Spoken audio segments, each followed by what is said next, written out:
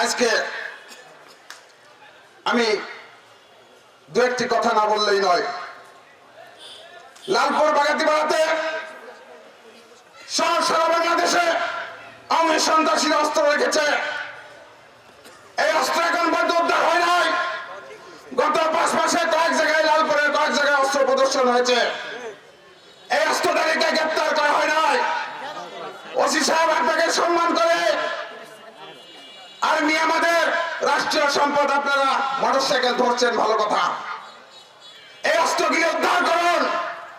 গত 5 মাসে আমার অসংখ্য নেতা কর্মীকে মামলা দেওয়া হয়েছে এবং জেলেও নেওয়া হয়েছে। আমরা মামলা হামলাকে ভয় পাই না। দয়া করে আপনাদের প্রতি সম্মান রাখে, শ্রদ্ধা রাখে আপনারা পক্ষপাতী আচরণ থেকে আপনারা বন্ধ করুন। প্রকৃত অস্ত্র দেয় আওয়ামী সন্ত্রাসী সহ যারা অবৈধ কাজ করবে তাদেরকে গ্রেপ্তার করুন। আমার নেতা কর্মীকে আর যদি এইভাবে মামলা দেন, আমরা বাধ্য হবে থানার সামনে স্বেচ্ছায় কারাবরণের কর্মসূচি দিতে।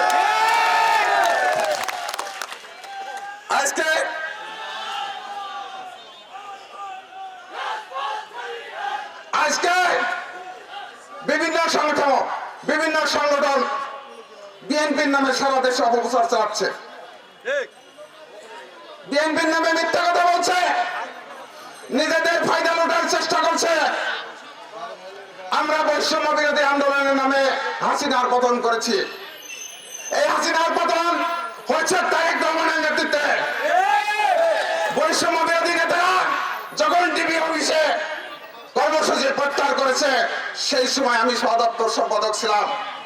আমার নেতা তারেক রহমান লন্ডন থেকে ভিডিও বার্তার মাধ্যমে আমাদের মাধ্যমে প্রেসের মাধ্যমে সাধারণ মানুষকে উদ্বুদ্ধ করেছে।